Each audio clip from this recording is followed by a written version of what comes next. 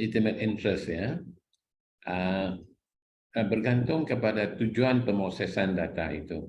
Oke, dan perkara yang lebih jelas ialah contohnya kalau pihak hospital, bukan bank dalam bentuk ini, pihak hospital yang didatangi oleh pesakit untuk mendapatkan rawatan misalnya, legitimate interest-nya ialah untuk memberikan penyediaan ataupun perkhidmatan kesihatan ataupun memberikan rawatan kepada pesakit itu. Oke, jadi perkataan legitimate interest itu bergantung kepada transaksi ataupun services yang disediakan oleh data controller gitu. Dan ya terserah ataupun bergantung kepada services yang diberikan ataupun yang disediakan oleh data controller.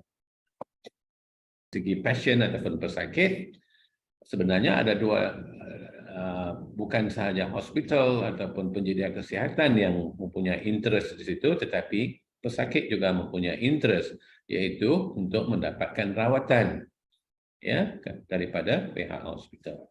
Gitu. Terkait dengan legitimate interest, terkait dengan legal standing ini, sebetulnya ada kasus yang diajukan ke Mahkamah Konstitusi ya, judicial review terhadap ketentuan pasal 15 ayat 1 dan ayat 2 ya, dari Undang-Undang Perlindungan Data Pribadi tentang ketentuan pengecualian ya, exemption clauses.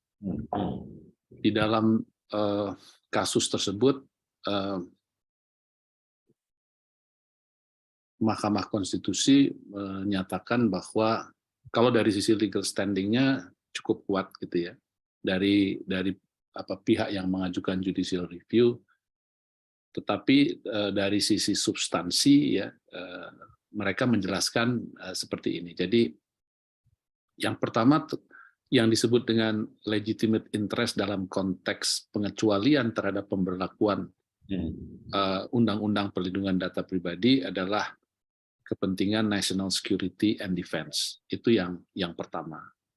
Dan di dalam putusan tersebut diperjelas ya, yang dimaksud dengan legitimate interest itu apa, dan kemudian kaitannya dengan beberapa peraturan perundang-undangan. Nanti saya bisa sampaikan putusan itu ya.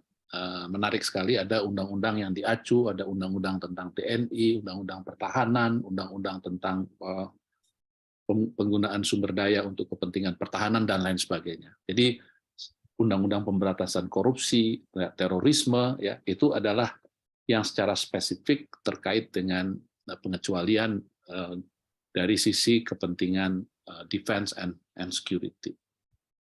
Kemudian juga ada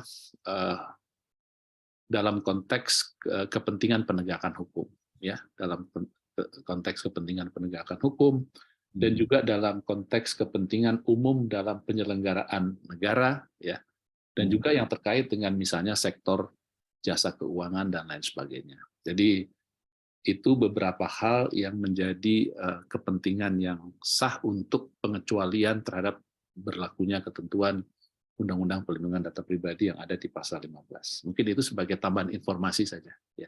Seperti mana yang dikatakan oleh Prof. Pancana dalam konteks pengecualian kepada PDPA itu ya. Dan saya pikir salah satu contoh yang paling baik yang telah berlaku ialah pengumpulan data untuk tujuan vaksinasi itu, Peduli Lindungi, apakah legitimate interest-nya bagi melindungi rakyat Indonesia, bagi melindungi rakyat Malaysia dari terkena ataupun daripada menangani isu COVID-19 daripada terus merebak. Legitimate interest-nya ialah public health ataupun kesihatan awam, yang mana kita waktu itu di dalam keadaan darurat. Itu satu contoh legitimate interest yang membenarkan pihak pemerintah ataupun Kemken mengumpul data untuk tujuan vaccination dan untuk tujuan monitoring of movement dalam usaha untuk menangani COVID-19.